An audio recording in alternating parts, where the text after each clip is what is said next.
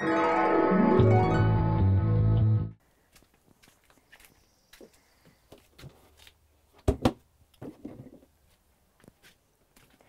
know what I love? I love real food. That's what it's all about.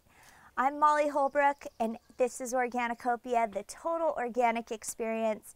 Today I'm picking up my little box from my CSA from Real Food Bay Area. I've got the best raw milk recipes that I'm going to share with you. We're making a homemade blueberry muffin with a nice streusel topping. We're going to make some homemade honey butter, and to finish it all off, I'm going to show you what kombucha is, how to make it from scratch so you don't have to buy it at the store anymore. It's all happening here on Organicopia. I'll see you guys soon back at the kitchen.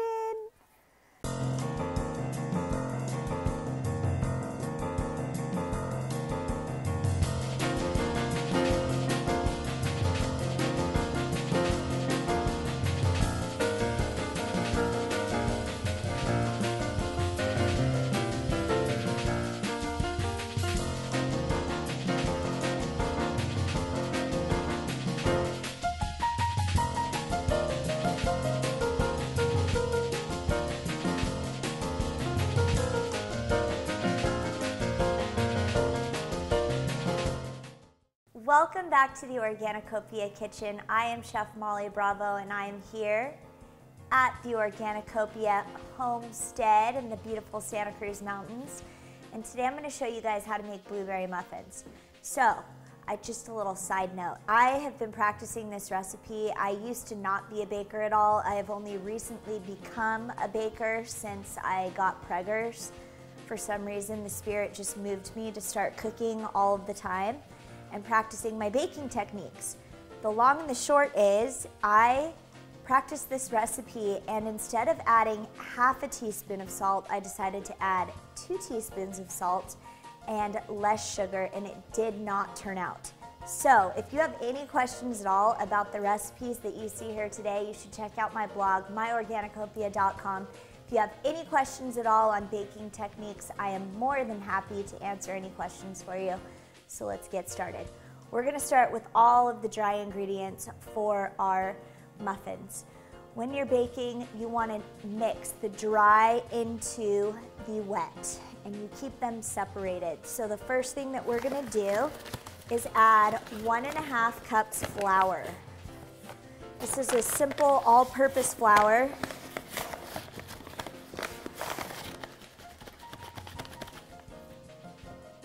Baking does require you to be precise, which is why it's always been challenging for me, being trained as a chef.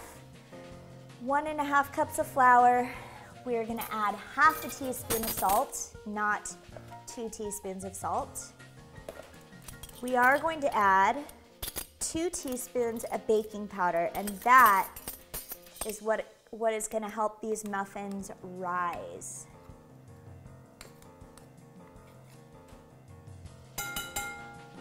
Okay, we're going to give this just a little mix. Now, if I were using sugar, I would be adding this, but because I'm using honey, we are going to add the honey to the wet mixture. So to the wet, we are going to add 1 pasture-raised egg. We are going to add 3/4 of a cup of honey.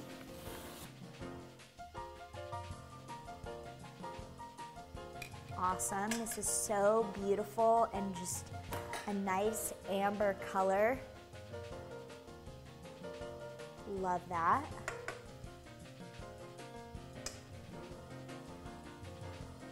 Oopsies. Okay. We're going to add 1/3 cup of milk. This milk that I'm using today is from Clairville Dairy Farm. I pick it up once a week from Real Food Bay Area. It's a raw goat milk, so it's got all the good stuff. It hasn't been pasteurized out where you're just drinking something that has no nutrients. It's packed with nutrients. This actually has more vitamin C than an orange, and it tastes the way that milk is supposed to taste. So that's 1/3 of a cup.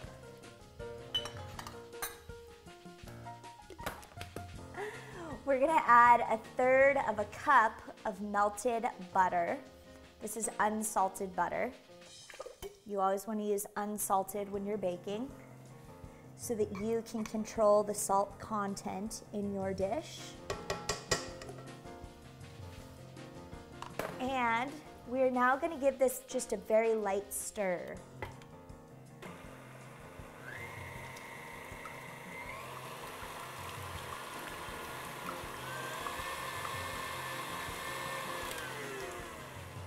Perfect.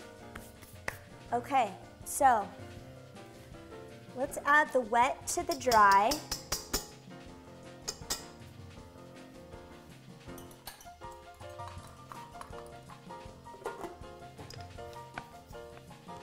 We've already mixed up our dry ingredients. We're going to slowly pour in our wet ingredients. Make sure you scrape out all the honey.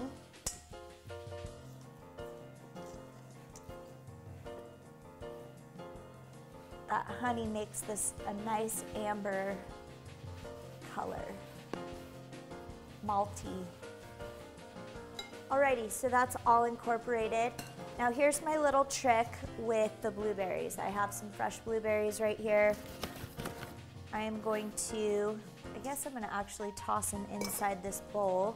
This is a cup of fresh blueberries. I'm going to sprinkle in a couple tablespoons of flour. So what this is going to do is it's going to prevent all of these blueberries from sinking to the bottom of your batter. We already have our batter mixed up. Let's go ahead and add those blueberries. Fold them in very gently. When we bake this, these blueberries are going to burst and it's going to turn our muffins a beautiful blue tint. Okay, we're going to bake these at 400 degrees for 13 to 15 minutes. I'm going to get started on doing that, pop those in the oven. I'm going to get all this stuff cleaned up and I am going to get started on making our streusel topping. Hi, I'm Sarah Nicholas, host of The Story of Cooking, and The Story of Cooking is all about food, family, and stories.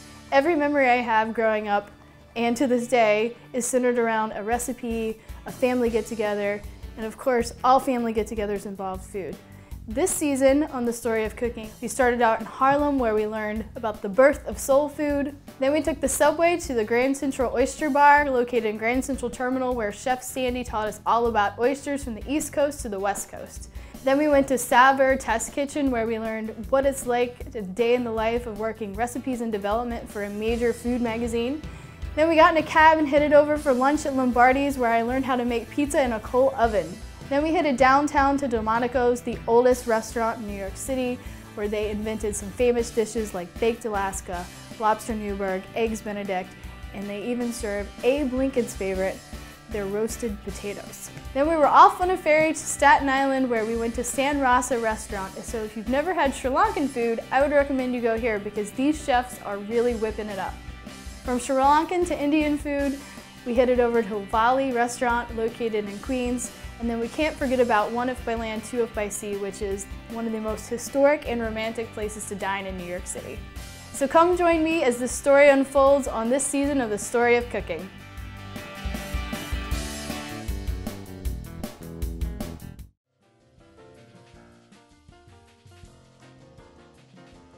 Alrighty, you guys, so we have the muffins in the oven, and very quickly I want to get started on this streusel topping. Those muffins have been cooking for about 8 minutes, and I need to get this streusel topping on the last couple minutes of the cook time. I have a 1/4 cup of cubed ice cold butter. So I'm gonna add 3/4 of a cup of powdered sugar. And to that, I am also going to add a couple tablespoons of flour. 3 tablespoons of flour. I'm going to season it up with a little bit of cinnamon, and of course my favorite spice that goes perfectly with cinnamon, cinnamon spice and everything nice is a little bit of nutmeg. Love nutmeg.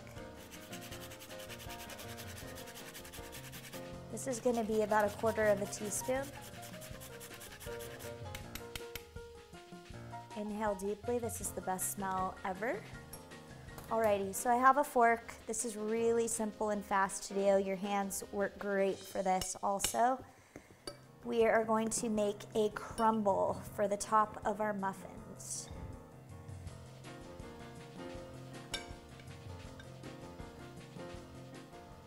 You know what? I think I am just going to use my hands for making it easier. And you want your flour to become the size of like little peas. So this is going to get all nice and crispy on top of those muffins. Man, I love those muffins. I cannot wait to try them. Like I said, when I was trying out this recipe, because I'm not a professional baker and I added all of that salt, I've been drinking water for like days because of all the salt that I put in there. Okay, so this is all ready. Here's what it looks like. Let me pull those muffins out and we're gonna sprinkle them on top. Muffins! Oh yeah, do you know the Muffin Man? Cool guys, look at how nice these are looking. They're not done yet. As you can see, they're still kind of mushy to the touch, and if I were to stick a toothpick in there, the toothpick would still come out dirty. So this is the perfect time for me to sprinkle my topping right on. Butter and sugar and flour and cinnamon and spice. Everything nice.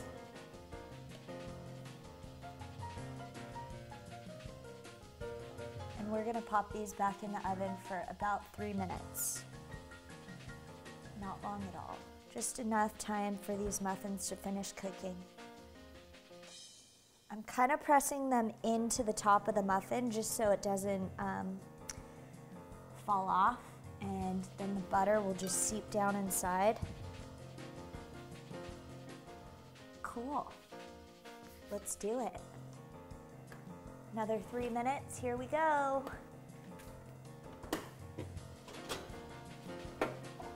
Okay. Okay, while those are finishing up, I'm gonna clean up my station. I'm gonna show you how to make some really fast and easy homemade honey butter to go on top of those muffins.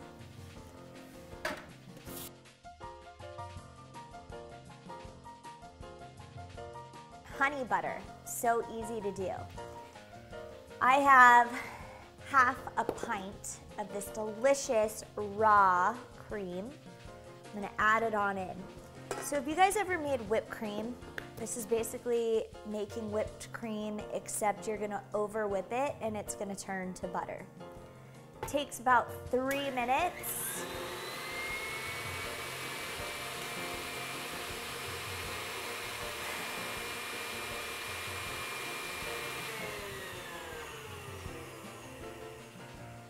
Awesome blossom. Okay, so here is honey butter. I have just been blending this. It took about 3 minutes. I want you guys to see what this looks like. This is just heavy cream. Nothing else is in it. And as you can see, the butter has separated, and what's left, all of this liquid, that's buttermilk. You can save that. You can use it for baking. We're gonna strain it. Alrighty, so I'm gonna show you guys how to strain this. So this is a fine mesh sieve. It's very, very fine. No large particles can seep through here. You don't want to use a large colander for this. It won't work. If you don't have one of these, use a piece of cheesecloth or use a paper towel. I don't know why everybody doesn't make homemade butter, but maybe they don't know about it. I happened to learn how to make butter one day when I was trying to make whipping cream. And I over whipped it and it turned into butter, and it was a happy little accident. I'm just gonna press this. All the extra water or buttermilk is going to come out. We're gonna save that for a rainy day. And what you're left with is this beautiful homemade butter. Now here's one thing about this butter, is this is not something that you can leave out on the counter for days on end. It has a very short shelf life. So that's one important thing. The other thing is we're making this with goat milk, and goat milk is much easier to digest, more so than cow's milk. So if you're dealing with people that are lactose intolerant, this is a great alternative for them. All the liquid has been removed. We're left with this beautiful homemade butter. And you can flavor this any way you want. So if you want to add a little bit of salt, you can. I am not going to do that, however. I'm going to add just a touch of this honey.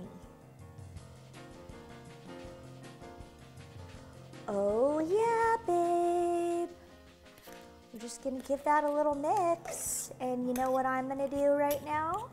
I'm going to go ahead and pull our little muffins out because they're ready, and I cannot wait to try a muffin with this homemade honey butter. I really hope that you guys start trying out some of these homemade recipes, because even though they seem like they're a lot of work, it is so worth it. And do you know how satisfying it is when somebody's like, oh my gosh, this is so good, and you can say, well thanks, it's homemade, I made it. It's way more gratifying than buying it at the store. Okay, let's check on those muffins.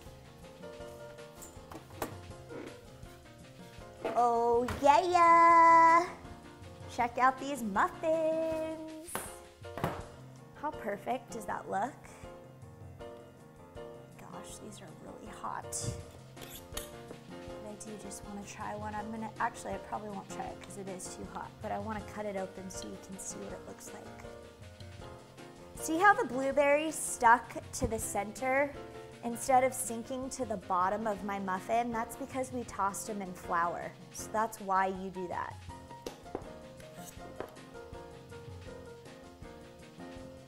And a little streusel. Alrighty, I want a little chunk of this blueberry since there's only one in there.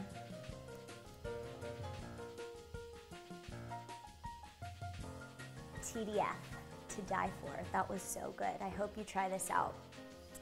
I need something to drink though, so I'm gonna make some homemade kombucha, and I hope you check out that recipe and try it out yourself because it is so much better than store-bought.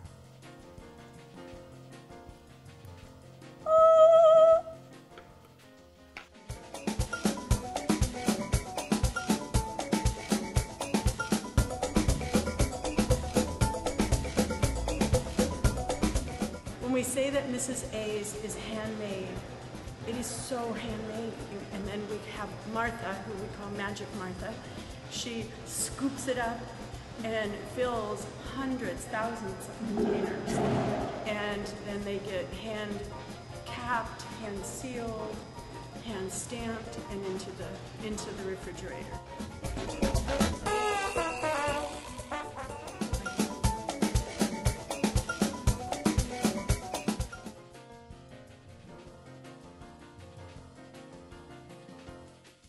Kombucha. Have you guys ever had kombucha? It is so, so good. So I used to buy this at the store, and it cost about $4.50 for a tiny little 16-ounce jar. It's been pasteurized. There's no nutrient density in that little sucker at all. So I wanted to figure out how I could make my own. It is very, very simple. Kombucha is basically like a mushroom tea. So there's this thing, and it's called a SCOBY. And a SCOBY is a stringy, brown, gelatinous, phlegmy kind of bacteria. I don't know if you could see what that looks like. It looks really weird. This is alive. What this does is it grows on top of the tea that we're about to make. And I believe that it protects the tea, the fermented probiotic tea that is all down here, it prevents it from outside bacteria getting in. So this is like a harbinger of yeast and sugar and all sorts of stuff that just sticks right on top of this SCOBY. And this SCOBY will multiply when you're making tea. So if you only have one right now, in a couple weeks you're gonna have 2 and then 3, and you can give them away to your friends, and that's how you start making a lot of kombucha. This recipe is very, very simple. You can dress it up as much as you want, but for right now, I'm gonna show you guys the most basic recipe for making kombucha. And it starts like this. I have 4 black tea bags, and I have 4 green tea bags.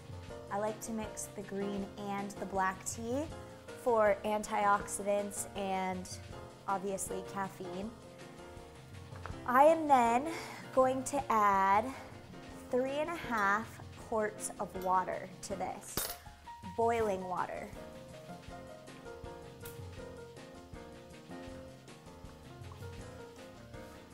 We're gonna let this start steeping. Okay. I have been brewing my tea. I took the tea bags out. This is still super, super hot, you guys. I am not gonna actually assemble this kombucha in front of you, but I am gonna show you all of the steps to making kombucha.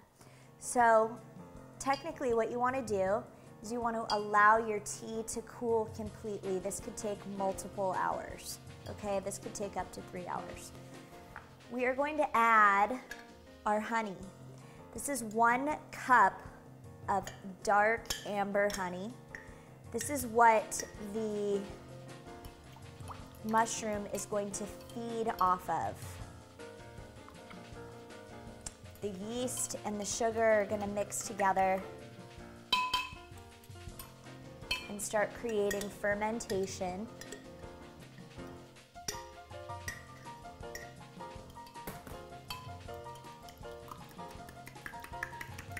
Okay, so let's imagine that this tea has cooled completely for many, many hours. It's cooled at the touch. Here we have our kombucha starter, which is the liquid. This is 2 cups of leftover liquid from my old batch of kombucha. This is how you start making a fresh batch. And we have our SCOBY. I am going to pour this liquid into the tea, give it a really nice stir, and I am going to put my SCOBY on top and let it rest. Okay, so now all of the elements of our tea are combined inside of our glass jar. The tea has cooled completely. There's sugar in here. Our leftover kombucha from my last batch is in here. I put the SCOBY in here, so to speak. And now what we're gonna do is we are going to close off the top because we don't want gnats or bugs or bacteria or anything getting in.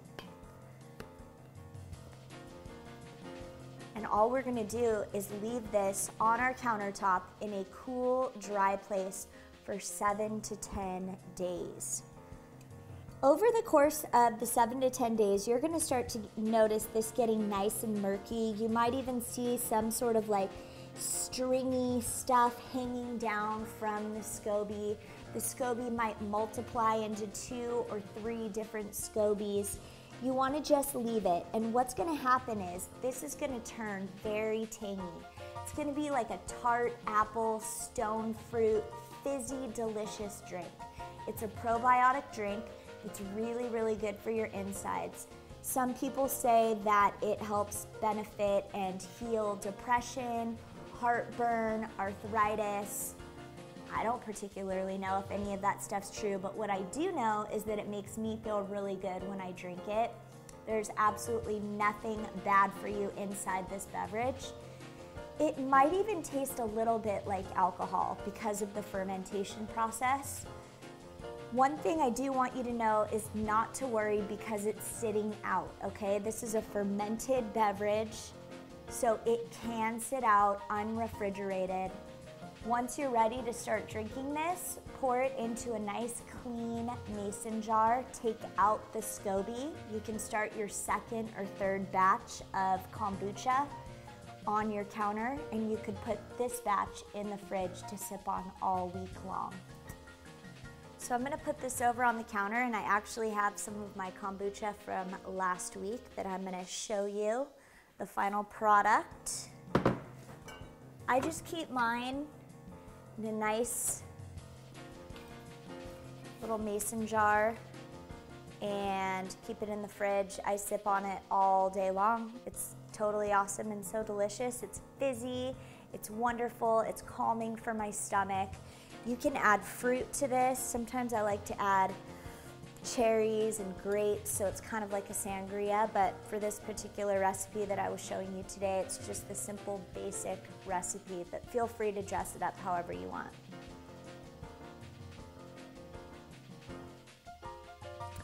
Oh yeah, babe. You're gonna love that. Seriously, it energizes you. I really want you to try this recipe. If you want to find this recipe or any of the recipes that I've made today, you can always check out my blog, myorganicopia.com. I have details on how to do everything, great step-by-step pictures. If you send me an email, I'm really quick to respond, I promise. So let's plate up our blueberry muffins, my fresh honey butter, so I can get outside and catch some rays while I drink my kombucha. Hi, I'm Todd Allen Lowe of Allen's Pantry, and you're watching Foodie TV.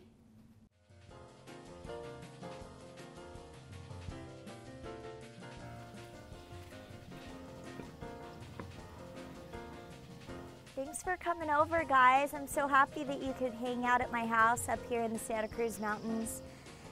Being at home is absolutely my favorite place to be. I'm working really hard on trying to make my house my sanctuary. I want to be able to live off the land as much as possible, and what I can't do at my house, I like to support my local farmers. So that's why I'm so involved with the CSA. CSA stands for Community Supported Agriculture. Today we did a lot of recipes based around Claraville Dairy Farm. That's a farm down in Pacheco Pass. They used to be based in Los Gatos, and I am also a member of a farm share, and I get my eggs from the local CSA as well. So the main thing that I want to inspire people to do is to know about where your food comes from and to care about where your food comes from. My hope is that as the years go on and I continue to cook for you, that you will be able to see the development of my homestead from the ground up, the start of my garden, the start of my bees. Maybe someday I'll get some goats and some chickens, I hope soon. So I want to inspire you and remind you to buy local, eat seasonal, make great food for the people that you love.